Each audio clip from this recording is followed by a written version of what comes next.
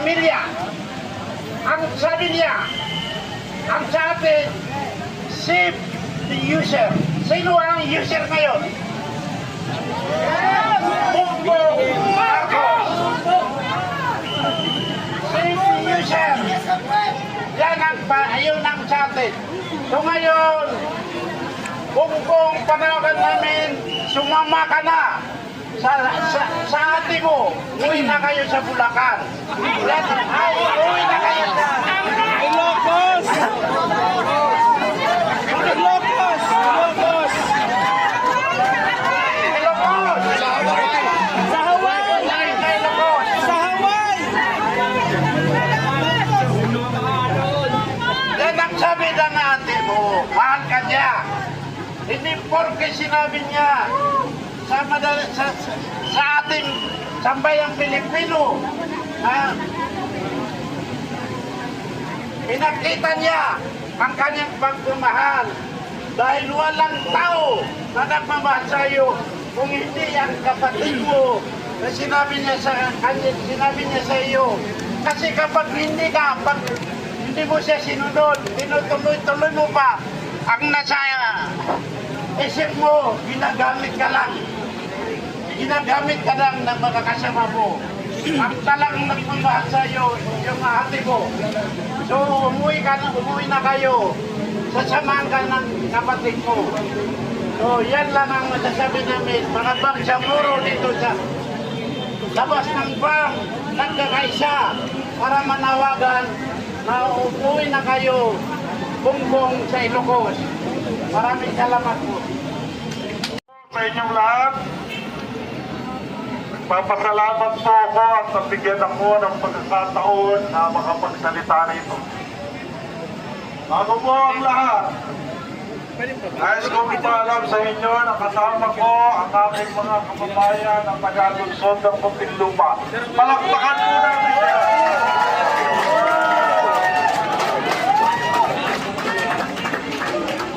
Kami po sa Muntinlupa ay naniniwala na ang laban ito ay laban ng isang tama at mali. Laban ng isang malinis at madumi. Marami po ang nagsasabi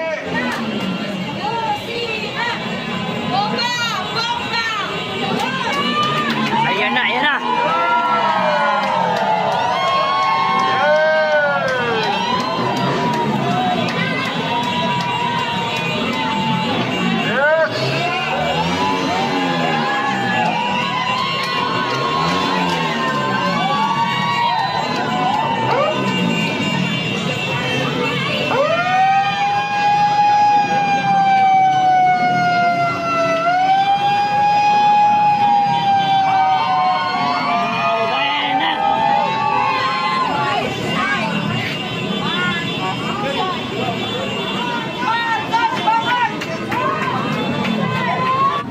Mga kababayan, papayag ba tayo na ang presidente ay isang drug-addict? Hindi!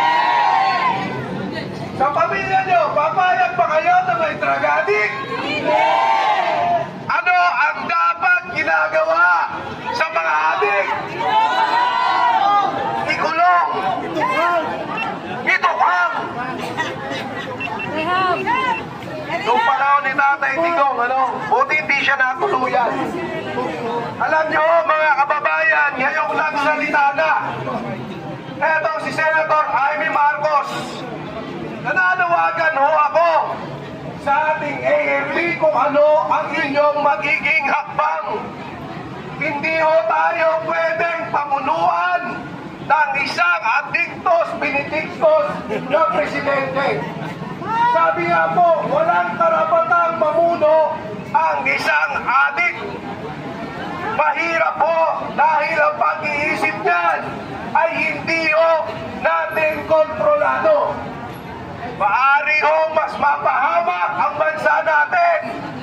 Mapahamak ang mga Pilipino dahil sa kanyang mali-maling desisyon. Grabe ho yan. 4 na beses, isang araw beses. Hinahati-hati pa. Wow, grabe, big time, ang lupit. Ang sarap. Habang yung mga kababayan Pilipino, hirap na hirap magbayad ng buwis. Ang mga kababayan Pilipino, binabaha kayo nagpa-party-party lang. May flavor pa. Grape sa umaga, orange sa tanghali, at kaimito sa hapon, at sa gabi ang swabe dahil tuloy-tuloy ang party. Flavored cocaine daw, sabi ni Manang Aimee. Grabe mga kababayan, hindi lang yung may nakalimutan. Kay Eric may marijuana pa. Ganon katindi mga kababayan. Kaya ho sa lahat po na nakakapanood ng video natin ngayon, alam nyo na meron tayong isang drug addict na presidente. Halina ho kayo dito sa EDSA Shrine. Isang taon na ho kami rito, sa totoo lang. Isang taon na kami nananawagan sa inyo. At ngayon ay buo na ang mga pruweba natin. Nagsalita na ang ating mahal na senadora. Ano pang hinihintay nyo mga kababayan? Marcos, you're fired! Hindi ka na kailangan ng sambayang Pilipino. Hindi kami papayag na pamunuan ng isang drug addict. Hindi kami papayag na masira ang kinabukasan ng mga kabataan. Kaya pala, ayaw nyo sa war on drugs ng Pangulong Duterte. Paborito nyo pala ang droga. Napakahirap po dyan mga kababayan. Muli mga kababayan ko, inahabili namin sa inyo na tayo pa rin ang magdidesisyon. Lumabas kayo! Ulit-ulitin ko, isang taon na kami rito. Naghihintay kami sa inyo. Palayasin natin, pag-resignin natin ang ating addict na presidente. So ito lang muna, dinereserve natin yung boses natin. Mamaya, maraming salamat po sa inyo. Uli babalik ko ang mikropono kay Eric. Magandang hapon po.